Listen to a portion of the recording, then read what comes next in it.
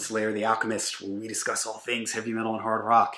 On today's episode, why I don't consider myself to be a record collector, and what are the things that record collectors, music collectors, tend to look for that makes them collectors, and why I feel it makes me not a collector. First, you may be thinking to yourself, what are you, crazy? I've got over 2,000 vinyl records. I've probably got hundreds and hundreds of CDs. It's like, what are you, mad? You've got all this stuff. That definitely makes you a collector. But for me, it doesn't. And the reason why I don't feel that I am a collector, and the reason why I don't, I've had people ask me this about participating in what's called the vinyl community here on YouTube. Those are YouTube channels that are dedicated to talking about collecting vinyl. People say, why I don't participate in those. A lot of times they have like threads, like a topic that a whole bunch of people in the community will take up. And I don't participate because, again, I don't consider myself to be a collector. And the reason why I don't consider myself to be a collector is most collectors are people who they will gather different versions of records. They're looking for rare things. They want a record that's, has a different cover on it, has something different about it. It's made in this country or that country. It's an early pressing. And you may say, well, what do these things mean if you're not a vinyl person? Or they even do this with CDs too. But especially with vinyl, depending on where an album got pressed, and I think I've talked about this in other videos, when you make a vinyl record, they make what's called a lacquer, which is like the record that they take and then use that to stamp. It's like a stamper that they use to make all the records. So each record plant has their own stamper. And as you go down a pressing, those stampers have to be replaced because they wear down. So if you get a record that's early in the series, it's one of the early ones pressed, people believe you get better sound quality. Also, when bands record, the record company back in the day with analog tape would make a master copy.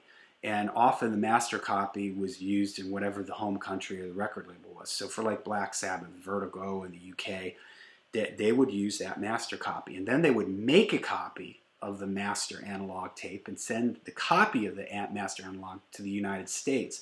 So you're two removed from the master, and depending on, you can be multiple times removed from the master tape, and that people believe affects, and I do believe too, affects the sound quality.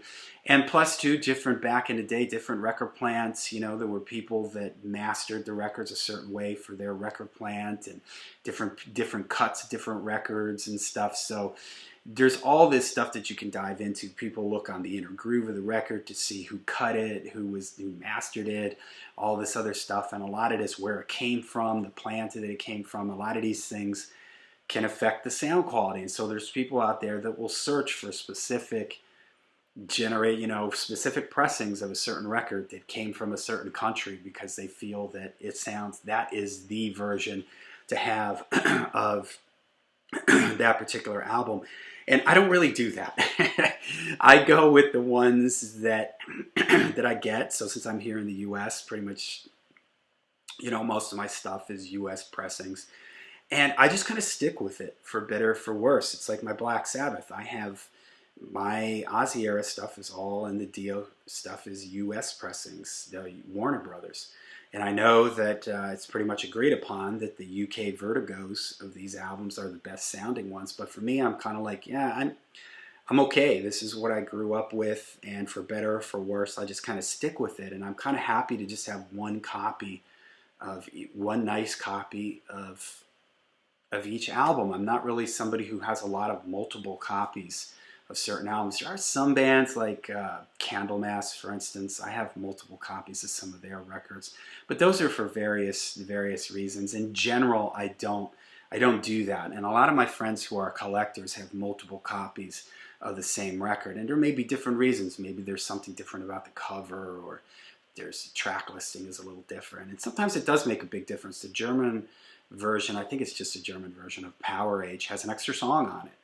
and the mix is different. There's like extra guitar things in it, and it's a completely different mix. Now that I will go out and get things like that, but in general, I don't collect like that. Now it's very popular to have multiple color copies. When a band puts out a new album, they'll have like 4 different color copies, and I have friends that will grab up every color copy and they'll leave it sealed, on their shelves. And I don't do that. I get one copy. I stick with that one copy. I'm not even somebody that I'll just go with the black vinyl. That's fine with me. I don't if it's extra for colored, I just go for black because it doesn't really mean anything to me. I don't think of it from a standpoint of, boy, I can resell this somewhere down the road and make money off of it. I don't think like that. I buy it because I want to listen to it, and that's really all that it's about for me, is just listening to it. And it's a real rabbit hole that you can go down where you start, trying to find the ultimate pressing of it. And the same thing happens with CDs. There's remastered versions, there's original versions, there's all this other stuff. And I do that a little bit with CDs. I've gone and bought original versions of CDs because it predates the loudness wars. We ramble on and on about the loudness wars. Look up my video on that. So a lot of the early versions of CDs tend to have a lot more dynamic range. Maybe in that sense I'm a little bit of a collector. If I'm out somewhere and I see like an early version of a CD that all I have is a modern remaster, I may grab that.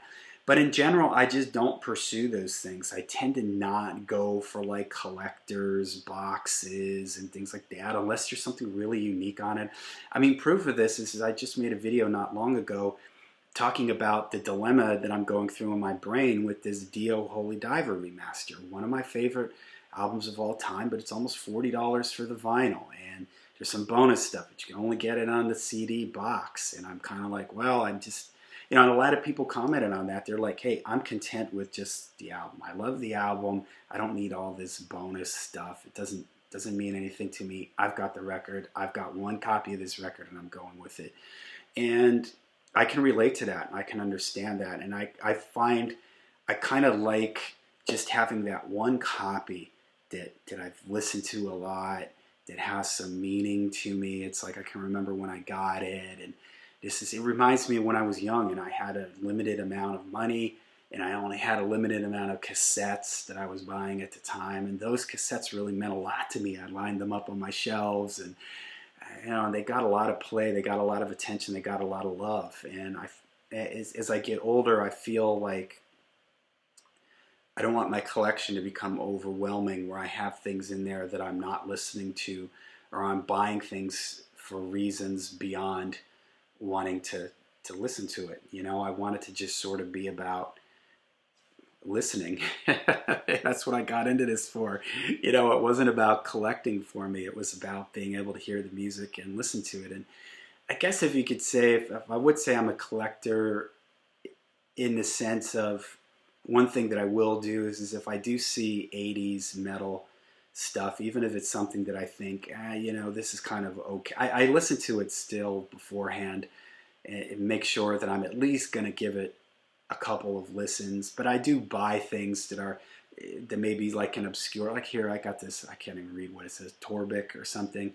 It's probably not a record I'm going to listen to a million times, but it's like melodic 80s metal and hard rock, and I kind of have a soft spot for that, so I do grab those things. And maybe in that sense, I'm kind of a collector. But at the end of the day, I don't consider myself to be a collector. I'm just somebody who likes music and buys. I'm somebody who buys a lot of music. That's at the end of the day what I sort of categorize myself as. So, all right, there you go. I can certainly understand how people would see this differently than I do. But what about yourself? Do you consider yourself to be a collector? What is your definition of a collector? What has been your journey through this thing? Have you started to collect later in life? Have you always been a collector? Are you somebody who likes multiple copies of the same record? Are you somebody who collects everything that comes out from certain bands? What is it for you? Or are you somebody just like me who just buys a lot of music? Let me know in the comments down below, because I'm interested to hear what it's like for you guys out there. Okay, comment down below, like and subscribe, and until we see you again, make sure you stay heavy, stay metal.